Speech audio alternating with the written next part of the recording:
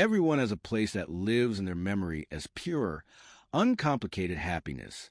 For Leo Croft, that place was his grandfather's farm in the heart of Oregon's Willamette Valley. The smell of pine needles and fresh earth, the sound of the creek behind the barn, the way his grandfather, Arthur, would whistle an old tune while fixing a tractor, it was a sanctuary. The empty inheritance. The last place on earth Leo Croft wanted to be was in the overly air-conditioned, mahogany-paneled office of Gable, Whitaker and Sons, attorneys at law. The chair was too soft, sucking him down, and the pervasive smell of lemon polish and old paper felt like a physical weight on his chest. Outside the wide window, the small Oregon town of Cedar Creek bustled under a soft summer sun, a world away from the sterile silence of this room. Across the vast, perfectly organized desk, Mr. Gable adjusted his glasses, the thick lenses magnifying his tired eyes. He cleared his throat, a dry, rasping sound that seemed to be his punctuation mark of choice. He had been reading from the last will and testament of Arthur James Croft for what felt like an hour, a monotonous river of legal jargon that boiled down to a single devastating fact. Leo already knew.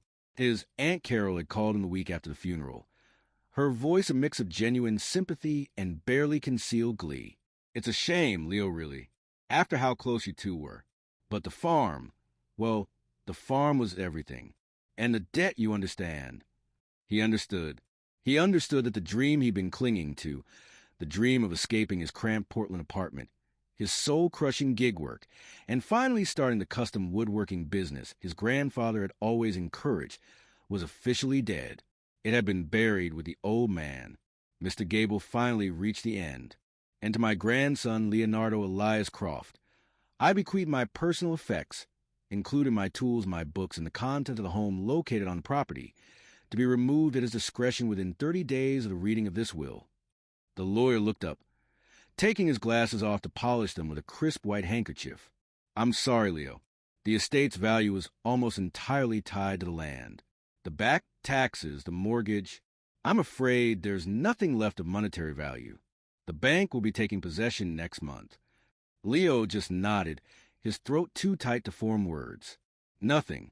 Not the land he'd loved. Not the old farmhouse that smelled of cedar and baking bread. Not even the future he'd thought was promised him. His watch. Leo finally managed, his voice rough. The silver compass he carried from the war? I thought maybe. Mr. Gable gave a sympathetic, practiced sigh and shook his head. The liquidators were very thorough. They cataloged everything of value to settle the outstanding debts. I'm truly very sorry. An hour later, Leo stood in the middle of his grandfather's empty living room. The house was a hollowed-out shell, where there had once been worn, comfortable armchairs, stacks of well-read books, and the constant, gentle ticking of an antique clock. There was now only dust and echoing space. Sunlight streamed to the windows, highlighting the ghostly outlines on the walls where pictures had hung for decades. He felt a surge of anger so potent it made his hands shake. It wasn't fair. His grandfather, Arthur Croft, had been the hardest-working, most honest man Leo had ever known. He had built this place with his own hands, weathered droughts and storms, and had always provided a safe harbor for a grandson who felt out of place everywhere else. And this was what it all amounted to? A pile of debt and a hollow, silent house? He kicked at a forgotten dust bunny, watching it skitter across the bare floorboards. You told me you had a plan for me, Grandpa, he whispered to the empty room, the words swallowed by the stillness. You promised. His phone buzzed in his pocket, a violent intrusion in the quiet. It was a text from his friend, Mark. Hey, man, heard about the will. That's brutal. Seriously, you need a place to crash? Don't waste your time out there in the sticks. Nothing for you there now. Come back to the city. Leo stared at the screen. Mark was right. There was nothing here. He was just torturing himself, standing in the corpse of his own happiest memories. He should go, pack up the few leftover things the liquidators deemed worthless, and drive back to his life of rented rooms and relentless hustle. He walked to the kitchen window, looking out over the overgrown backyard. His eyes traveled past the wild rose bushes his grandmother had planted, past the old oak tree with its tire swing that no longer moved, and settled on a large, dilapidated red barn. Its paint was bleached and peeling, one of the big doors hanging slightly crooked on its hinge. A memory, sharp and clear, cut through his self-pity. He was 10 years old, helping his grandfather stack hay bales in the sweltering heat of that very barn loft. He was tired, his small arms aching, and he wanted to quit. His grandfather had stopped, wiping sweat from his brow with a red bandana, and looked down at him, his blue eyes crinkling at the corners. "You're looking at it wrong, Leo," he'd said, his voice calm and steady. "You're seeing a mountain of work. I see a winter's worth of feed for the animals, security, a promise kept. Remember, the most valuable things in this life are never left in plain sight for everyone to grab. They're hidden, in the work, in the dirt, in the quiet places nobody else bothers to look. You just have to be willing to dig." The words had meant little to him then. Now, they echoed in his mind with the force of a prophecy. The quiet places nobody else bothers to look. A sudden, irrational certainty seized him. This wasn't over. Mr. Gable had looked in the obvious places. The liquidators had taken everything of obvious value. But his grandfather was a man of layers, of secrets and stories told in hints and whispers. What if he had taken his own advice literally? Without another thought, Leo strode out of the empty house and across the overgrown lawn. The summer air was thick with the smell of dry grass and pine. He approached the barn, its presence suddenly feeling less like a decaying structure and more like a silent guardian. He pushed the heavy, crooked door. It groaned in protest, swinging inward to reveal a cavernous space dimly lit by sunlight filtering through cracks in the wooden walls. The air inside was cool and carried the ancient, comforting scent of dry hay, motor oil, and dust. The barn was mostly empty. A few forgotten tools hung on rusted nails, and a pile of rotting burlap sacks sat in one corner. The liquidators had been here, too. Leo walked slowly into the center of the space, his eyes scanning the shadows. He felt foolish. What was he looking for? A glowing treasure chest? He was about to turn back, to concede that Mark was right, when his foot scuffed against something on the floor near the back wall. It was an old, threadbare rug, thick with dust and grime. It was oddly placed, too large for a doormat, and not covering anything that needed protection from the elements. It was just there. His grandfather's voice whispered in his memory again, in the quiet places nobody else bothers to look. His heart began to beat a little faster. He grabbed a corner of the rug. It was heavy, stiff with age. He pulled, dragging it across the dusty floorboards with a grating sound that echoed in the silence. Underneath, the floor looked no different from the rest of the barn. Wide planks of aged wood, dark with time. Disappointment began to creep in. He was being ridiculous. He kicked at the floorboards in frustration. Most thudded dully, but one, right where the center of the rug had been, gave a different sound. A hollow, almost musical thunk. Leo dropped to his knees, his breath catching in his throat. He ran his fingers along the edges of the specific plank. The dirt and grime were packed tight, but his fingernail found a tiny, almost imperceptible gap. He dug in, prizing the wood upward. The board lifted with a squeak of protest. Then another, and another. They weren't random floorboards. They were a carefully constructed trapdoor. And beneath them, set directly into the earth, was a solid, dark gray metal door. It was old, pitted with rust, and at its center was a single, stubborn-looking combination lock with 4 dials. Leo Croft stared, his mind reeling. They told him his grandfather left him nothing, but he had just found a secret buried deep beneath the old man's barn. The combination of memories. The world shrank to the circle of light from his phone's flashlight, illuminating the rust-pitted metal door set into the packed earth. The air in the barn, once familiar and comforting, now felt thin and charged, heavy with the dust of decades and the weight of a secret. Leo's heart hammered against his ribs, a frantic drumbeat in profound silence. This changed everything. The hollow anger that had filled him moments before was gone, replaced by a buzzing, electric curiosity. He ran his fingers over the cold, rough surface of the safe. There were no markings, no manufacturer's name, just the 4 stubborn dials of the combination lock, each numbered from 0 to 9. It was a relic, something built for permanence and secrecy, not convenience. His mind raced, trying to come to the 4 digits that would unlock his grandfather's past. He tried the obvious first, his movements clumsy with anticipation. 0714, his grandfather's birthday. He spun the dials right, left. His breath held. He pulled the latch. It didn't budge. Not even a click. He tried again, slower, making sure each number was perfectly aligned. Nothing. Frustration began to prickle at the edges of his awe. He tried 1225. Christmas. The dials clicked under his trembling fingers. He pulled. Again, solid, immovable resistance. He tried the year his grandfather was born, the year he'd married Leo's grandmother. Each failure felt like a door slamming shut. The metallic clunk of the lock of taunt, the practicalities of his life, which he'd momentarily forgotten, came crashing back. The 30-day clock was ticking. The text from his landlord felt like a brand in his pocket, a reminder of the real-world pressures waiting for him back in Portland. This was a fantasy, a distraction. He was a man with maxed-out credit cards and a fridge full of leftovers, not some character in a movie discovering a hidden treasure. The safe was probably empty. Or worse, rusted shut forever, a final cosmic joke. He stood up, his knees cracking in protest, and brushed the dirt from his jeans. This was a waste of time. He should be listing the old tractor parts online, seeing if any of the junk in the loft was worth something to a scrap metal dealer. He turned to leave, the thrill of discovery curdling into bitter resignation. As he turned, the beam of his flashlight swept across the barn's interior, catching on the heavy, rough-hewn support beams that held up the loft. His light glided over decades of graffiti, initials carved by his younger self, old tally marks, the scars of a working farm. Then it stopped.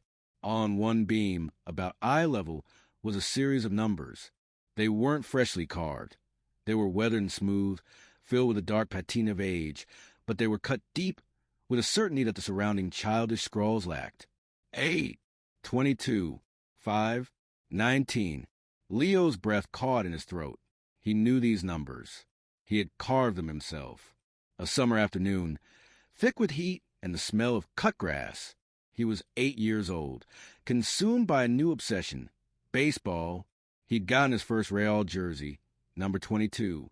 His grandfather, though tired from a morning fixing a broken plow, had spent hours in this very spot, under the shade of the barn, pitching a scuffed baseball to him. Leo had swung and missed, again and again, his small arms growing leaden with fatigue. 5 more swings, Leo, his grandfather had encouraged, his voice patient. Just 5, then we'll get some lemonade. On the 5th swing, he connected. Not a dribbler, but a solid crack that sent the ball soaring past his grandfather and into the hay bales. The feeling was pure, unadulterated magic. His grandfather had hooped, a sound of genuine joy, and scooped him up, spinning him around. That's my boy. That's a real homer. We got to mark this day. Later, with a seriousness that only an 8-year-old could muster, Leo had taken his pocket knife and carved the story into the beam. His age, his jersey number, the number of swings, the date July 19th. It was his way of making the perfect moment permanent. His grandfather had watched him do it, a quiet smile on his face, never telling him to stop defacing the wood. He'd understood. Now, standing here decades later, Leo understood too. This wasn't a random carving. It was a landmark, a signpost his grandfather had left for him. The most valuable things are hidden in the work, in the dirt, in the places nobody else bothers to look. With a reverence he hadn't felt moments before, Leo dropped back to his knees before the safe. The numbers weren't just a combination. They were a memory. They were a key forged in a moment of pure happiness. His fingers, now steady and sure, found the cold dials. 8, he whispered, turning the first dial. The click was loud in the silence. 22. The second dial spun smoothly. 5. The third number slid into place. 19. He aligned the final digit. He took a deep, shuddering breath, the dust and history filling his lungs. He gripped the cold metal latch and pulled. This time, the sound wasn't a taunt. It was a deep, satisfying, heavy clunk that seemed to vibrate to the floor and up into his bones. a sound that hadn't been heard in a generation, the sound of a secret yielding. The door was heavy, resisting his initial pull. He had to brace his feet and use both hands, his muscles straining. With a groan of protesting metal, it swung inward, revealing a dark, cool space within. Leo leaned forward, his phone flashlight piercing the darkness. The beam illuminated not the stacks of cash or gold bars his desperate mind had half hoped for, but something far more puzzling. The safe was shallow. Inside sat a single military-grade metal lockbox, dull green and scratched. Beside it, wrapped carefully in a faded wax cloth, was a long, slender shape of a rifle, its wooden stock just visible. But his eyes were drawn to the top of the lockbox. Resting there, as if it had been placed just moments ago, was a single yellowed envelope. The paper was thick and old-fashioned, and written across its face in his grandfather's unmistakable, elegant script was a name that stopped Leo's heart cold. It read, for Eleanor. Eleanor, his grandmother, the woman with the kind eyes and gentle laugh from the faded photographs on the mantel, the woman who had died of cancer when Leo was just a baby. Why would a secret safe, buried beneath the barn floor by his grandfather, contain a letter for a woman who had been dead for over 20 years? The mystery was no longer about money. It was about the very foundation of his family's history. The air grew cold around him. He was no longer just a grandson looking for an inheritance. He was an intruder on a secret that was never meant for him, a ghost in the dust. The name on the envelope was a splash of ice water. Eleanor. It was a relic addressed to a ghost. The initial thrill of discovery curdled into something colder, more complex. This wasn't a treasure chest. It was a time capsule, and he was afraid of what it might contain. Leo reached into the safe, his movements slow, reverent. The air that wafted out was cool and carried a scent he couldn't quite place. Old metal, gun oil, and the faint, sweet smell of decayed paper. His fingers brushed against the wax cloth, wrapping the rifle first. It felt rough and brittle. He left it. His entire focus was on the envelope. He lifted it out. It was heavier than he expected. The paper was thick, high-quality stock, yellowed at the edges but still sturdy. His grandfather's handwriting was a work of art. Each letter for Eleanor formed with a deliberate, flowing grace. It spoke of a time when such things mattered, when a letter was an event. He turned it over. The flap was sealed shut, not with glue, but with a single dark red blot of wax. Impressed into it was a simple, clear symbol, an anchor. Leo had never seen his grandfather use a seal like that. It felt formal, official, and deeply private. This wasn't just a note, it was a document. To break the seal felt like a violation of a sacred trust. A floorboard creaked overhead in the loft, and Leo nearly jumped out of his skin. His heart slammed against his ribs. It was just the old barn settling, groaning under the weight of years and memory. But the sound shattered the silence like a gunshot. He was suddenly, acutely aware of his isolation. The empty fields, the lonely road, the hollow house. He was alone with a secret that was never meant to be found. He couldn't open it here. This demanded a different kind of space. With great care, he placed the envelope on the floor beside him. He turned his attention to the metal lockbox. It was a sturdy thing, painted army green with a simple latch. No lock. He flipped the latch and lifted the lid. The interior was lined with faded green felt, compartmentalized like a fisherman's tackle box. But these weren't lures or hooks. Nestled in custom-cut slots were medals. Their ribbons were faded, but the medal itself, bronze stars, a purple heart, still held a dull gleam in the flashlight beam. Beneath them lay a small black and white photograph in a plastic sleeve. It showed a much younger Arthur Croft, impossibly handsome and grim in a crisp army uniform, standing arm in arm with another soldier, both of them smiling wearily in front of a backdrop of palm trees. There were a few foreign coins, a dog tag stamped with his grandfather's name and serial number, and a small, folded map on tissue-thin paper. This was his grandfather's war, a part of his life he had almost never spoken about. Leo had known he served, but the man he knew was a farmer, a whistler of tunes, a whittler of wood, not the stern young soldier staring back from the photograph. Beneath it all, at the very bottom of the box, was a small, leather-bound journal. Its cover was worn smooth with age. Leo lifted it out as if it were made of glass. He opened it to a random page. The handwriting was the same elegant script as on the envelope, but smaller, tighter, rushed. The entries were dated from 1944. July 19th, 1944. The heat is unbearable. We lost Jenkins today to a sniper we never saw. This whole island is a green hell. I keep the photo of Eleanor close. It is the only clean thing here. Leo snapped the journal shut, his skin prickling. The date, July 19th. The same date he had carved into beam as a child. The same date that was part of the combination. The coincidence was too precise, too meaningful. His perfect childhood memory was intrinsically linked to this nightmare of mud and death. Had his grandfather chosen that number for the lock deliberately? A way to merge the horror of his past with the hope of his future? He looked from the journal to the unopened envelope addressed to his grandmother. A terrible, chilling thought began to form.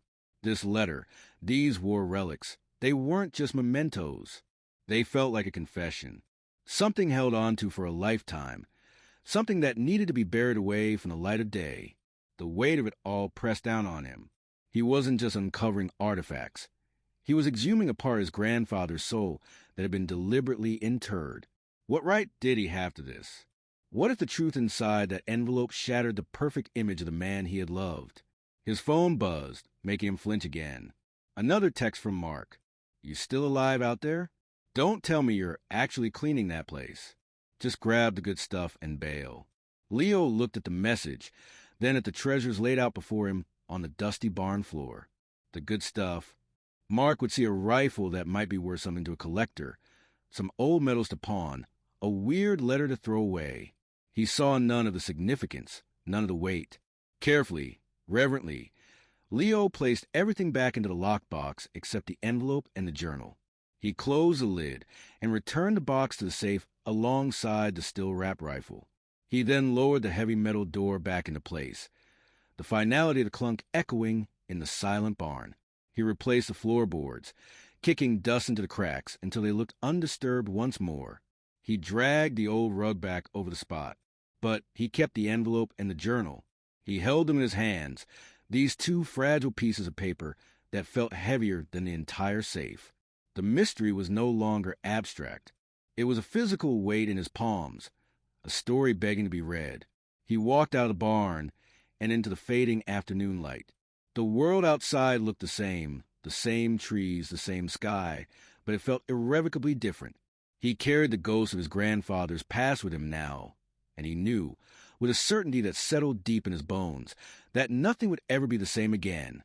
He had to know what was in the letter, but first, he needed to understand the man who wrote it. He needed to read the journal. The weight of words. Leo didn't go back to the empty house. Its hollow silence felt accusatory now, a monument to a life that was perhaps built upon an unspoken foundation. Instead, he walked to the old oak tree at the edge of the property, the one with the tire swing that had long since rotted away. He sat with his back against its massive, gnarled trunk, the rough bark solid and real against his spine. The evening air was turning cool, carrying the chirping of crickets tuning up for the night. In his lap, he held the two artifacts. The leather-bound journal felt like a live thing, humming with energy he was almost afraid to unleash. The envelope, addressed to a ghost, felt like a verdict waiting to be read. He opened the journal first. The pages were brittle, the ink a faded brown that was sometimes difficult to decipher. His grandfather's handwriting, so steady and elegant on the envelope, was different here.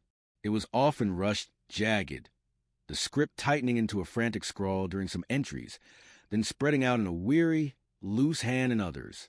It was a handwriting of a man under immense pressure, his control slipping and firming by turns. The early entries were from training camp.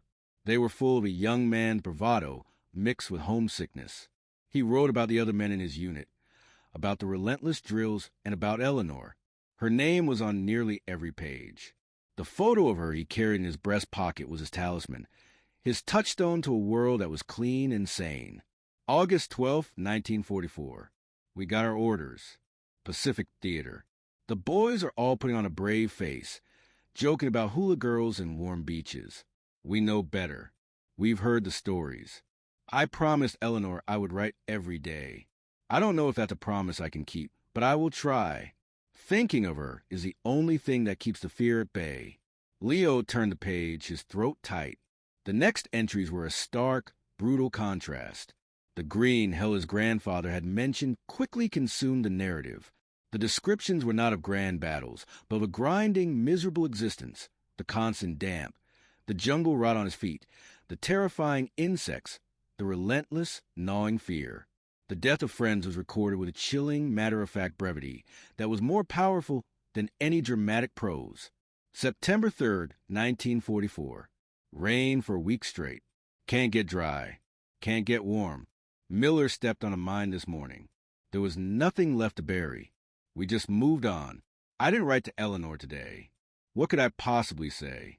Leo read on, hour after hour, as the sun dipped below the horizon and the sky deepened to a bruised purple.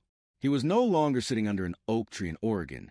He was in the mud and terror of a distant jungle, seeing the war through his grandfather's young, terrified eyes. The kind, patient man he knew was being forged in this crucible of horror, and it was a painful thing to witness. Then, an entry made his blood run cold. It was dated late October 1944. The writing was almost illegible, shaking. We took heavy fire, pinned down for hours. Carter was hit bad, screaming. The Japs were in a pillbox, machine gun tearing us to pieces. Sarge gave the order to flank it. Peterson went left, I went right. It was chaos. Smoke, noise, blood. I got around the side. I threw a grenade through the slit. The noise stopped. I had to clear it. I went in.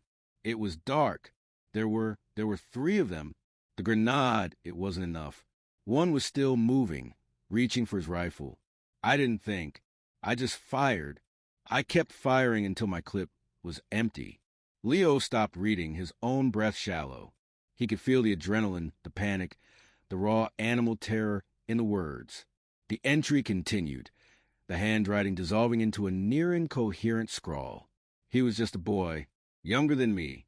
He had a picture, too, tucked in his helmet. A woman, maybe his mother. I took it. I don't know why. I can't get his face out of my head. I can't tell Eleanor about this. I can't tell anyone. This is not something a man should carry.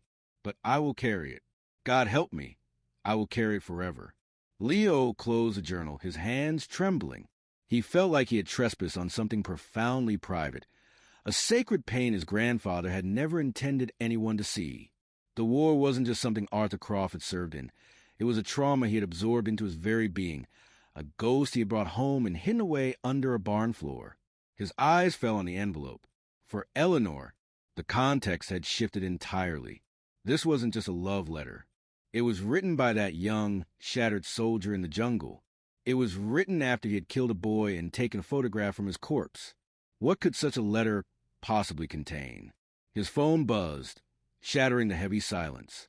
It was his landlord again. Leo stared at the screen, the name flashing with a mundane urgency that felt alien and trivial. The problems of rent and city life belonged to a different universe, a different person. The man who would worry about those things hours ago was gone, replaced by someone burdened with a terrible, sacred knowledge. He let the call go to voicemail.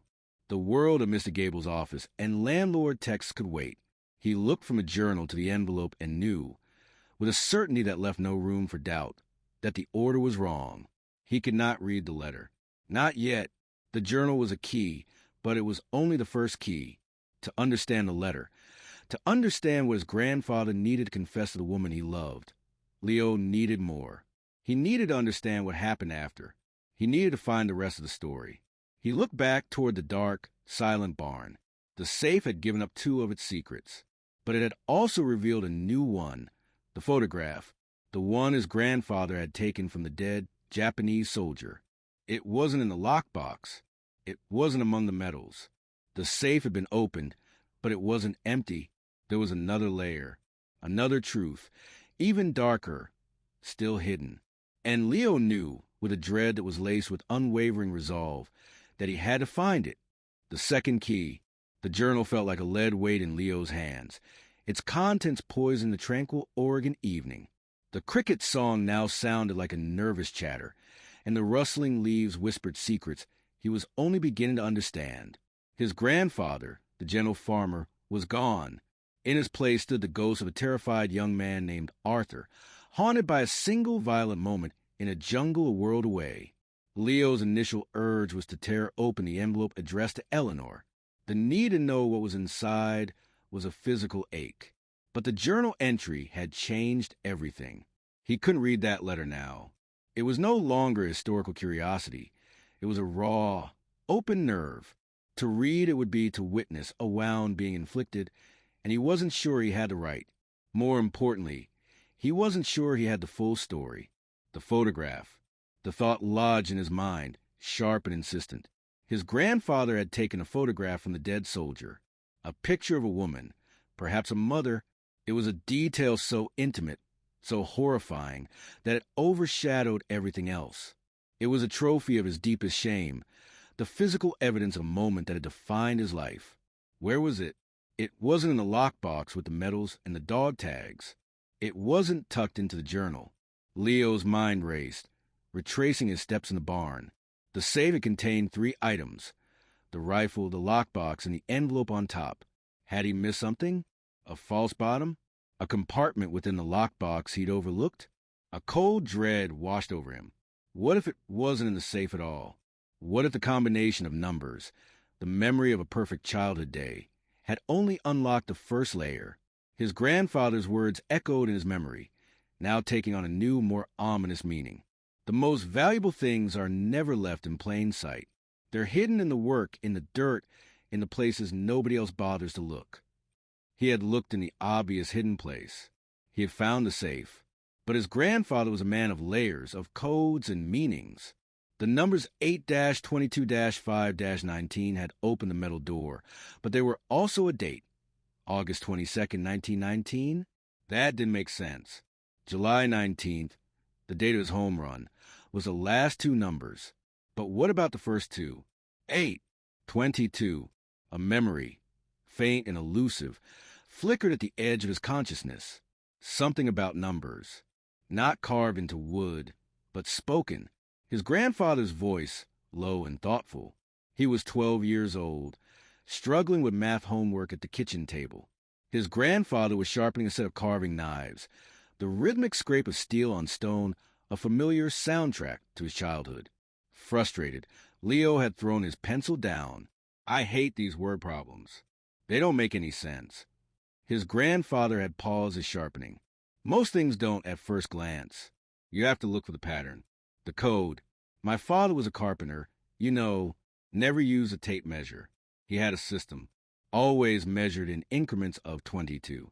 Said it was a sacred number, a master builder's number. He'd smiled, a distant look in his eyes. I always preferred 8, a number of new beginnings. The memory was so clear it was jarring. 22. 8. The first 2 numbers of the combination. He stood up, his legs stiff from sitting against the tree.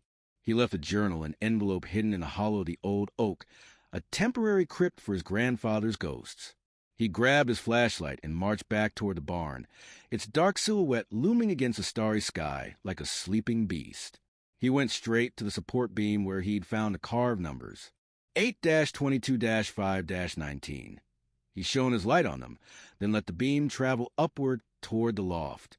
His grandfather's words echoed, a master builder's number. This barn hadn't been built by his grandfather. It had been built by his great-grandfather, the carpenter who used 22 as a sacred number. His heart began to pound with new, frantic energy. He climbed the rickety ladder to the loft, the old wood groaning under his weight. The loft was a cavernous space, filled with the ghosts of hay bales past and the thick, sweet smell of decay. Dust motes danced in his flashlight beam like frantic spirits. If his great-grandfather had built this barn, using a system based on the number 22, then perhaps his grandfather had used that same system to hide something else, something even more secret than the safe. He started at the north wall, shining his light along the massive beams that supported the roof. He counted. He measured with his eyes, looking for anything that seemed out of place. any beam that was set at an odd interval. He was looking for a pattern within the pattern. He moved slowly, his world reduced to the circle of light and the rough-hewn timber. He lost track of time, his frustration growing with each passing minute. He was about to give up, to concede that he was chasing shadows, when his light fell upon a particular beam in the very center of the south wall. It was identical to all the others, except for one thing. Where the other major beams were secured with heavy, hand-forged iron bolts, this one was joined to the central ridge beam with an elaborate system of interlocking joints, a complex, beautiful piece of craftsmanship that was clearly unnecessary from a structural standpoint.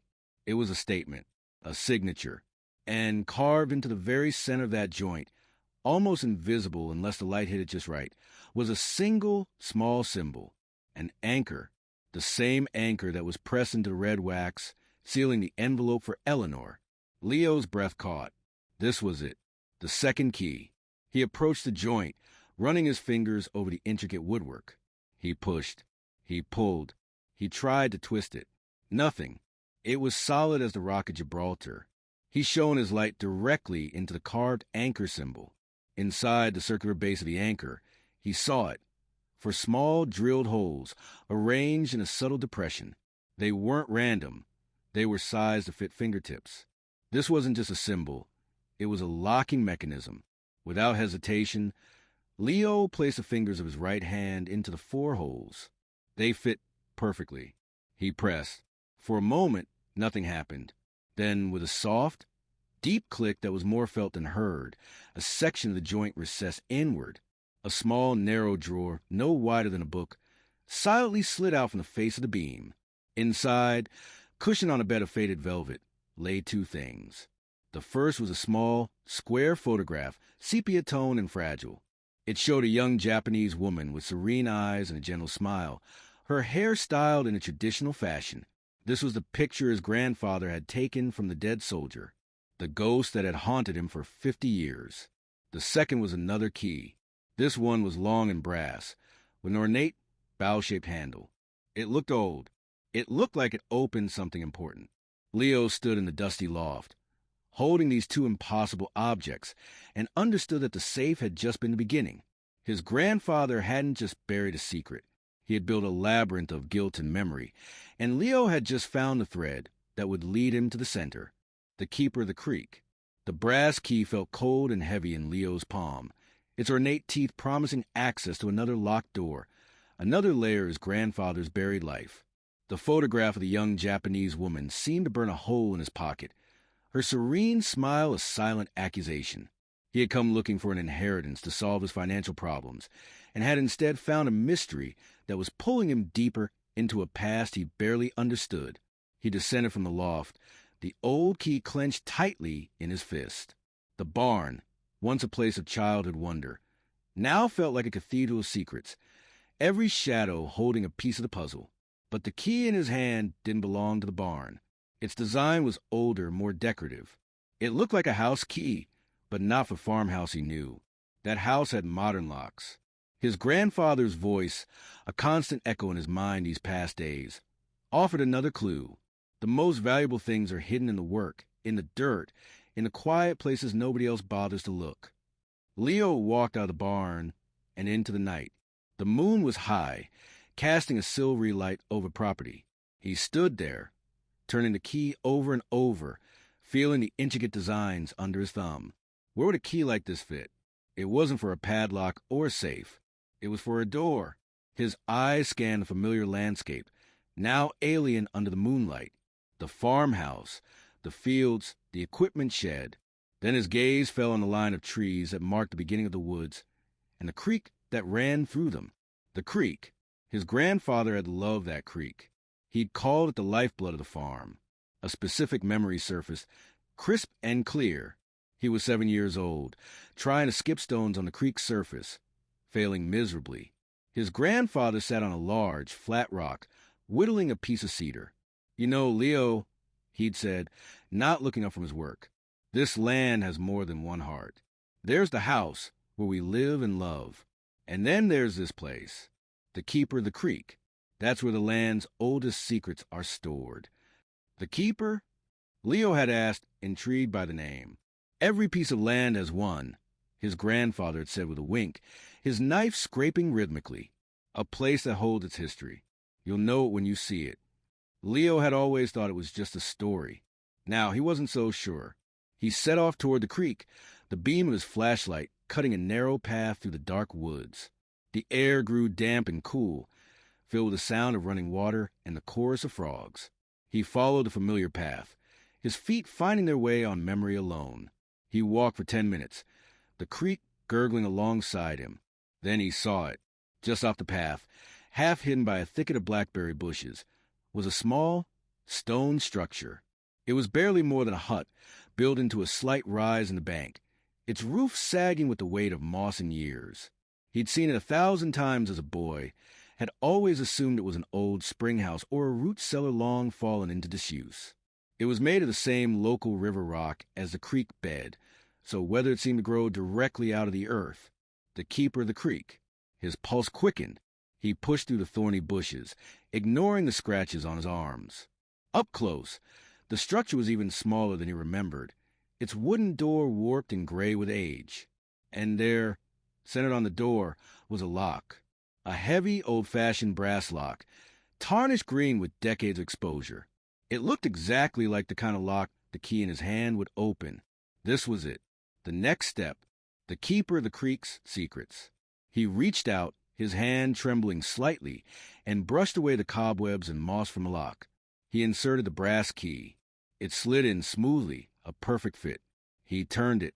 The mechanism inside was stiff, frozen by time and moisture. He had to put his weight into it, the metal groaning in protest. Then, with a sharp metallic crack that echoed loudly in the quiet woods, the bolt slid back. Leo took a deep breath and pulled on the door. The hinges screamed, and for a terrible second, he thought the whole rotting frame would collapse. But the door swung open, revealing a gaping black maw that smelled of wet stone, rich earth, and profound age. He shone his flashlight inside. The small room was not empty. It was a shrine. The walls were lined with rough-hewn shells, and on them sat rows and rows of small, intricately carved wooden objects. Animals, birds, fish. Each one was a masterpiece of detail and patience, carved from different woods: oak, cedar, cherry, pine. They were beautiful, but there was a sorrowful quality to them, as if each cut of the knife had been a meditation on a deep and private pain. In the center of the small space was a simple wooden stool and a low workbench, its surface stained dark and covered in the fine, pale dust of decades of woodworking. Tools hung neatly on the wall above it: chisels, gouges, mallets, all meticulously maintained, waiting for a craftsman who would never return. This was his grandfather's true workshop, not the tidy shed near the house where he'd fixed tools and built birdhouses. This was a sanctuary, a place he had come to be alone with his thoughts and his guilt, to carve his pain into something tangible and beautiful. Leo stepped inside. The space, so small his shoulders, almost brushed the walls. His light traveled over the hundreds of carvings. It was a lifetime's work, a lifetime of atonement. Then, on the workbench, his beam illuminated a single object that was different from the others. It wasn't an animal. It was a small, perfect replica of a Japanese torii gate, the kind that stand at the entrance to Shinto shrines. It was carved from a dark, exotic wood he didn't recognize, its surface polished to a soft gleam, and placed carefully in the center of the gate's threshold. Weighed down by a smooth, river-worn stone was a piece of paper folded neatly. Leo's heart hammered against his ribs. He reached for it, his fingers numb. This was not a letter from the war. This was something else. Something his grandfather had left here, in this sacred space. For a reason. He unfolded the paper. The handwriting was the same elegant script, but the ink was fresher, the hand steadier. This was written by the older Arthur, the grandfather he knew. It was not addressed to Eleanor. It was addressed to him. Leo, if you are reading this, it means you were stubborn enough or curious enough, or perhaps desperate enough, to follow the trail. You found my shame, and you found my peace. The war took apart my soul. I never got back. But it also gave me a responsibility, a debt that could not be paid with a quiet life. The woman in the photograph is named Hanako. The boy I killed was her son, Akira. For 50 years, I have carried them with me. I have tried to honor them with my hands, carving a prayer for their souls with every piece of wood. But a prayer is not enough. A debt must be paid. The key you found opens more than this door. It opens the way to your true inheritance. Not money, but a purpose. Find her. Beneath the note was a name and an address, not in Japan, but in San Francisco, and a single sentence that made the world tilt on its axis. She is waiting for you. The debt of a lifetime. The words on the note seemed to vibrate in the still, damp air of the stone hut. She is waiting for you. The serene face of the woman in the photograph, Hanako, now had a name. And she wasn't a ghost in a distant country. She was in San Francisco. His grandfather's secret wasn't a buried relic. It was a living, breathing person with an address, a purpose, not money. The words echoed in Leo's mind, dismantling every expectation he had carried into this journey. He had wanted a financial lifeline, a way out of his cramped, uncertain life. Instead, his grandfather had handed him a mission, a debt of blood and guilt that was now inexplicably his to settle. The weight of it was immense, a mantle he hadn't asked for and didn't know how to wear. Find her? What would he even say? Hello, my grandfather killed your son in a war 70 years ago. He felt bad about it. He carved some birds. The absurdity of it was almost laughable, but the note in his hand, written in that familiar, unwavering script, held no humor. It was a last will and testament of the soul. Leo carefully folded the note and placed it in his pocket alongside the photograph. He took one last look around the tiny stone sanctuary. The hundreds of carvings were no longer just beautiful objects. They were a map of a man's conscience, each one a step on a lifelong path of penance. He understood now why the farm had been left to the bank. Arthur Croft's true wealth, his life's work, had been invested here, in this quiet atonement. The land, the house, they were just a shell. This was the core. He backed out of the hut, closed and relocked the door with the brass key, and made his way back through the dark woods. The walk back to the farmhouse felt different. He was no longer a man stumbling upon secrets. He was a man carrying them. The night felt watchful, the eyes of the past upon him. The empty farmhouse was no longer a place of disappointment. It was a base camp. He went to the kitchen, the note and photograph laid out on the Formica table next to his dead phone. He plugged the phone in to charge, the screen blinking to life. A barrage of notifications appeared. Worried texts from Mark, increasingly irritated voicemails from his landlord, a reminder for a gig he'd completely forgotten about. They were messages from a life that now felt like it belonged to someone else. The problems of rent and freelance deadlines seemed trivial, almost offensive, in the face of the responsibility that now sat on his shoulders. How could he explain to Mark that he couldn't come back to the city because he had to find a woman in San Francisco his grandfather wronged during World War II? It was insane. But as he looked at the address on the note, a street in Japantown, San Francisco, a resolve began to harden within him. His grandfather hadn't just left him a problem. He had left him a story, an unfinished sentence that had hung in the air for over half a century. Arthur Croft had spent his life building toward this moment, preparing the path, leaving the clues. He had trusted Leo above all others to see it through, to not let his life's greatest regret die with him. This was the real inheritance. Not an easy answer, but profound question. What do we owe to the past? What is the price of a life taken, and how can it ever be repaid? Leo picked up his phone. He ignored all the messages. He opened a browser and typed in the address from the note. A real estate listing appeared. It was for a small, well-kept apartment building. He searched for a phone number, his heart thumping, but found nothing listed. He'd have to go there. He had to see for himself. The practicalities crashed down on him. San Francisco was a 9-hour drive. He had $30 in his bank account, a quarter tank of gas in his beat-up sedan, and a looming deadline to be out of the farmhouse. The universe of mundane problems hadn't vanished. It had just collided head-on with a monumental, spiritual task. He thought of the lockbox in the safe, the medals, the Purple Heart. They were artifacts of history, likely valuable to a collector. The rifle, still wrapped in its cloth, was probably an antique. Selling them would be a betrayal of a kind, But wasn't fulfilling his grandfather's last wish more important than preserving the relics of his pain? The thought left a sour taste in his mouth. It felt wrong. This journey couldn't be funded by pawning the very things that gave it meaning. He needed another way. He needed a miracle. As if on cue, his phone rang. The screen lit up with an unknown number, with a Portland area code. He almost didn't answer, assuming it was another bill collector. But something made him swipe accept. Leo Croft. A woman's voice asked, professional and polite. Yes, he said, his voice wary. This is Amelia Gable. From my father's office? Gable, Whitaker and Sons.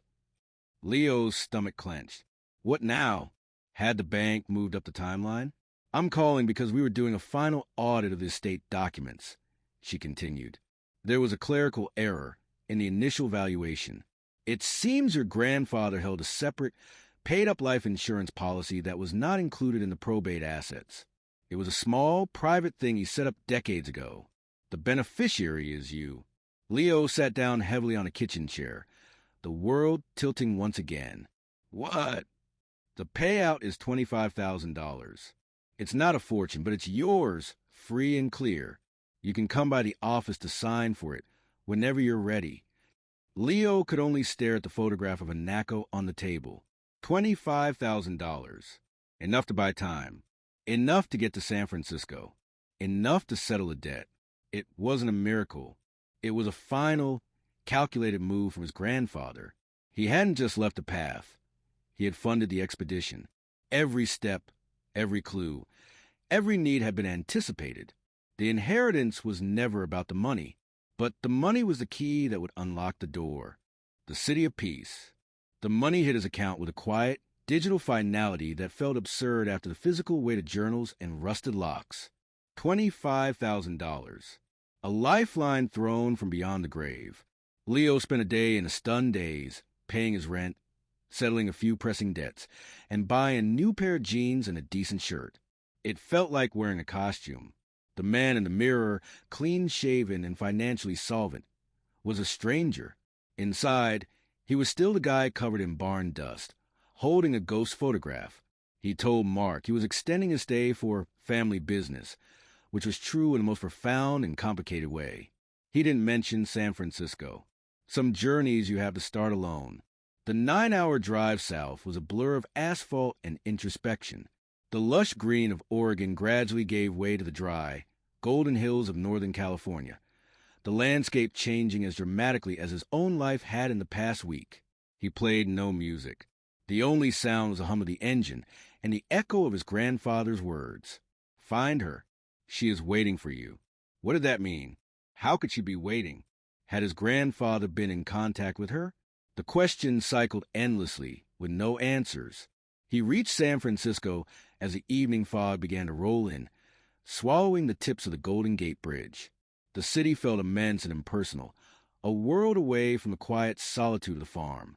Following his GPS, he navigated the bustling streets until he found the quieter, tree-lined avenues of Japantown. The address led him to a 3-story apartment building made of pale stucco, with clean lines and well-tended bonsai trees in small pots flanking the entrance. It was peaceful, respectable. Not what he had expected. He'd unconsciously prepared for something more dramatic. A dark alley, a crumbling tenement, a place that matched the gravity of his mission. He found a parking spot a block away and sat there, his hands gripping the steering wheel. This was it, the end of the trail his grandfather had laid for him. Now came the hard part. He had no plan, no script. How do you knock on a stranger's door and introduce yourself as the grandson of her son's killer? He got out of the car, the note with the apartment number, 3B, clutched in his sweaty hand. He walked into the building's lobby. It was clean and quiet, smelling of lemongrass and polished wood. He stood before the elevator, then chickened out, taking the stairs instead, needing the extra moments to prepare. He reached the 3rd floor. The hallway was hushed. He found door 3B, a simple wooden door with a brass peephole. He could hear the faint sound of a television inside, a news anchor's calm voice. He stood there, frozen, for what felt like an eternity. His heart was a frantic drum against his ribs. This was a mistake. A terrible, arrogant intrusion. He should turn around, leave, let the past stay buried. But he saw his grandfather's face, not as the old farmer, but as a tormented young man from the journal. He felt the weight of the hundreds of carved animals in the stone hut. This wasn't just his burden.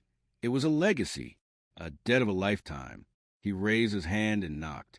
The sound was too loud in the quiet hallway. The television inside went silent. He heard the soft shuffle of footsteps approaching the door. A pause. He knew he was being looked at through the peephole. His mouth went dry. The door unlocked and opened a few inches, held by a security chain.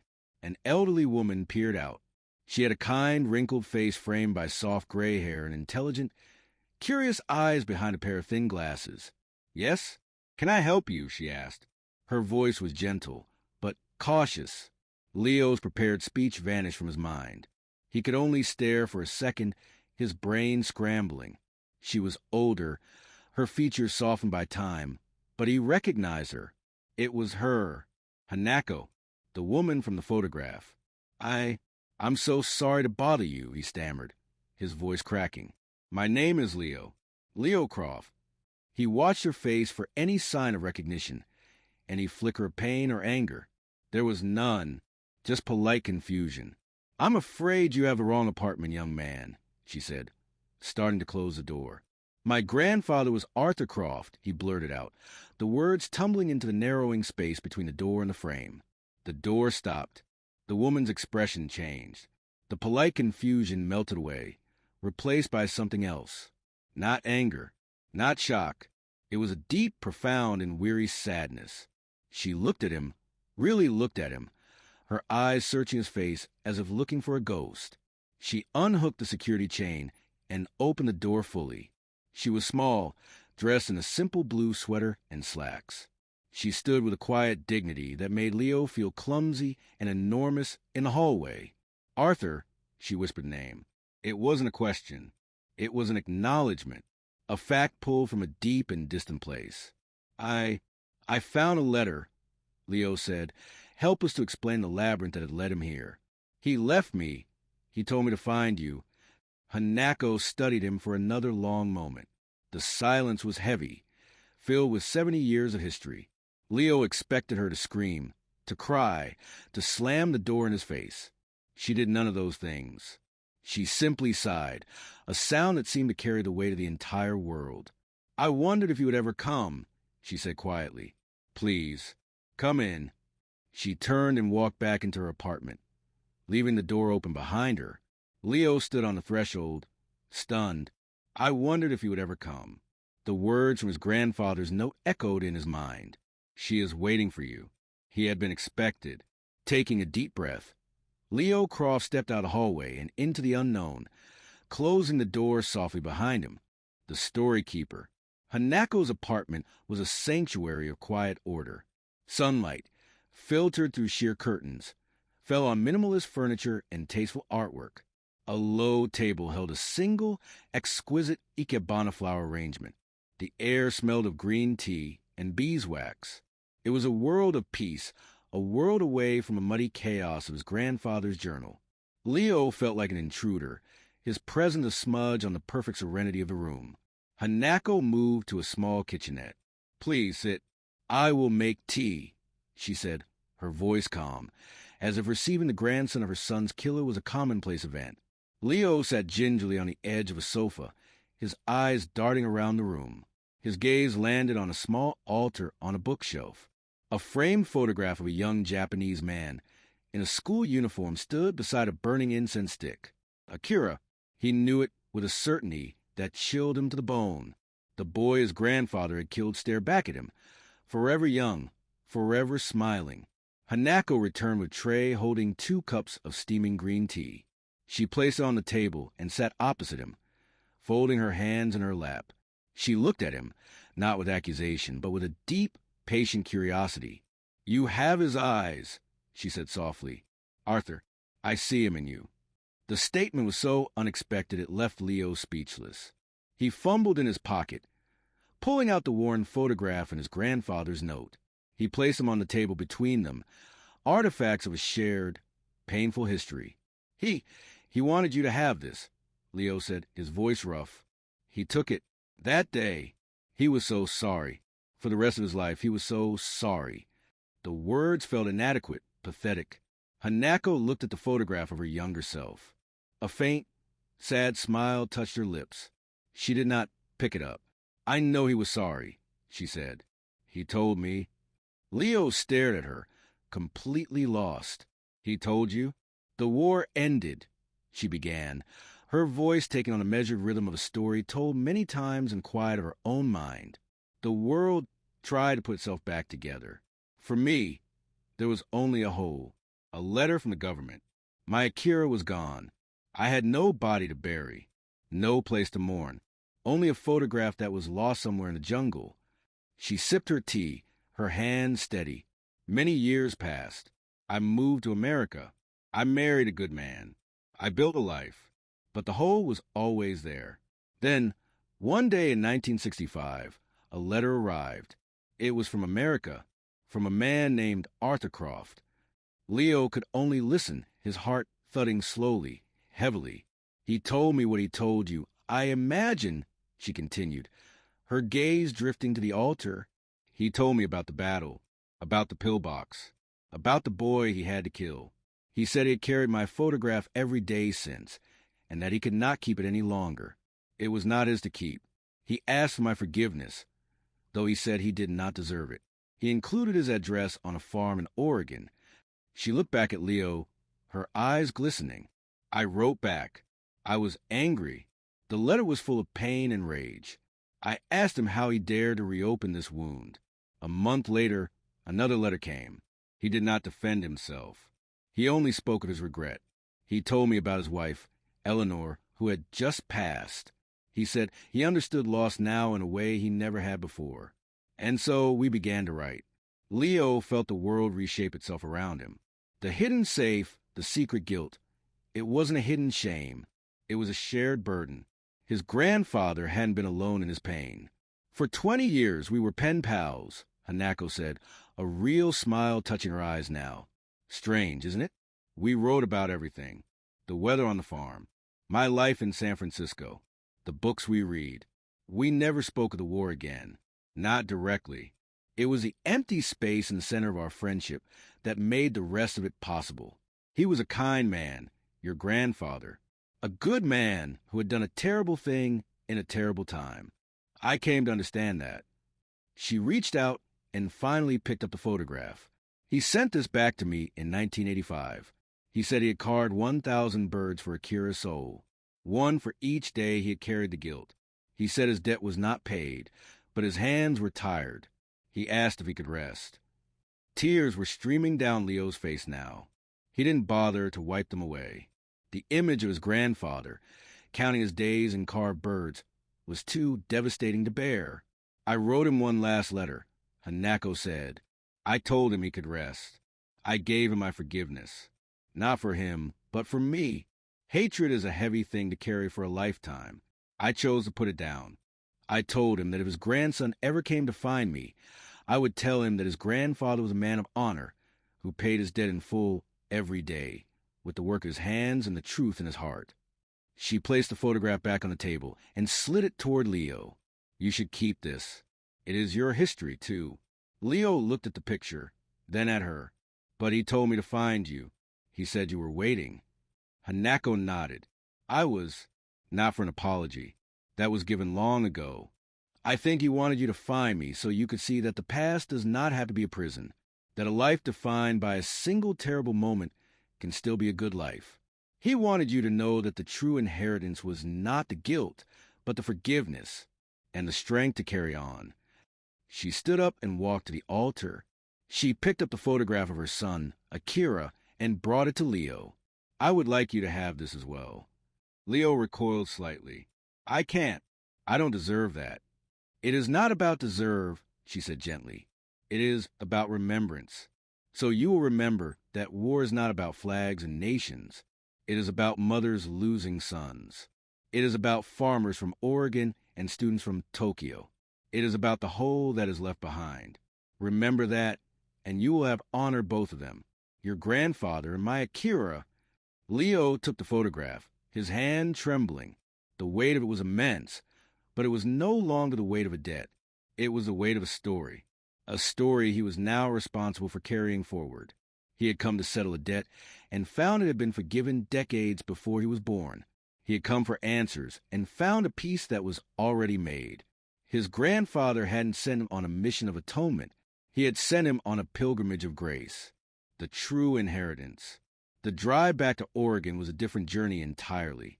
The frantic energy that had propelled him south was gone, replaced by a deep, resonant calm. The photograph of Akira sat on the passenger seat, not as a specter of guilt, but as a solemn passenger. Hanako's words played on a loop in his mind, reshaping everything he thought he knew about his grandfather, about legacy, and about the true weight of the past. He wasn't carrying a debt anymore. He was carrying a story. And a story, he realized, demands to be told, not buried. He didn't go straight to the farm. First, he went to Mr. Gable's office. The lawyer looked up, surprised to see him again. "Leo, I trust the insurance matter was settled to your satisfaction." "It was, thank you," Leo said, his voice steady. "But I'm not here for that. I'm here to withdraw the property from the market. I'll be paying the back taxes and the outstanding mortgage." Mr. Gable's eyebrows shot up. "That's a significant financial commitment. Are you certain? The developer's offer is quite substantial." "I'm certain," Leo said, a firmness in his tone that hadn't been there before. "The property is not for sale. The money from the insurance policy wouldn't just fund the trip. It would secure the land, his grandfather's land, the stage upon which this entire story had unfolded. He couldn't let it become a strip mall or a subdivision. It was sacred ground. Next, he called his landlord in Portland and gave his notice. He called the gig work app and deleted his account. The life he had been clinging to, the life of scarcity and stress, was over. He was building a new one, right here. Finally, he returned to farm. It didn't feel empty anymore. It felt full of memory, full of meaning, full of purpose. He walked to the quiet house, his footsteps echoing not with loss, but with possibility. He went to the barn first. He didn't open the safe. Instead, he found a hammer and a fresh nail. He climbed the ladder to the loft, to the sacred beam with the hidden drawer. Right beside the carved anchor, he carefully, reverently, nailed the photograph of Akira into the wood. The young man in the school uniform would now watch over the barn, his presence acknowledged, his story honored. It was the first exhibit. His next stop was the stone hut by the creek, the keeper. He spent a day cleaning it out, not to erase its history, but to preserve it. He arranged the hundreds of carved animals and birds on the shelves, dusting them gently. He left his grandfather's tools on the workbench, exactly as they were. In the center of the small Torii Gate replica, he placed a photograph of Hanako, the woman who had offered forgiveness and found peace. The second exhibit. The farm itself would be the third. He wouldn't farm it, not in the traditional sense. He would steward it. He would let the fields go wild, planting native flowers and trees, creating a sanctuary for wildlife. It would be a place of quiet reflection, a living memorial to the cost of war and the power of reconciliation. His inheritance wasn't money or land. It was a mission of memory. He would turn Croft Farm into a private museum, a testament to a single, heartbreaking story from a world war that contained millions of them. He would host school groups, not with loud speeches, but with quiet tours. He would show them the safe, the journal, the carvings, and he would tell them the story of Arthur and Akira, of Hanako and Eleanor. He would show them that history is not in textbooks. It is in the dirt beneath our feet and the secrets we keep in our hearts. On a bright, clear morning, Leo took the last item from the safe. He unwrapped the rifle from its oilcloth for the first time. It was old, well-maintained but decommissioned, a relic of a terrible time. He didn't see a weapon. He saw a truth that needed to be faced. He carried it deep into the woods, to the quietest part of property. He dug a hole, not to hide it, but to retire it. He laid the rifle in the earth, and over it he planted a sapling, a Japanese maple, whose leaves would turn a brilliant, fiery red every fall. A tree of peace growing from the instrument of war. A final, silent prayer from a grandson for his grandfather's rest. He stood there, his hands dirty, his heart full. He had arrived at this farm weeks ago feeling cheated and empty. He was leaving it now richer than he could have ever imagined. He had been given a story, and in the telling of it, he had found his purpose. The past was no longer a weight. It was his foundation, and from it, he would build something new, something beautiful, something that honored all that was lost and all that was found. The most valuable things are never left in plain sight. They are hidden in the work, in the dirt, in the quiet places nobody else bothers to look. And Leo Croft had finally learned how to see. This story was about uncovering a hidden past, but your support helps us uncover more incredible stories like it. If Leo's journey moved you, please subscribe to the channel and hit the like button. Share your thoughts in the comments below. What would you have done if you found that safe? Your engagement helps us bring these powerful narratives to light. Don't forget to turn on notifications so you never miss a story of courage, legacy, and the secrets that shape our lives.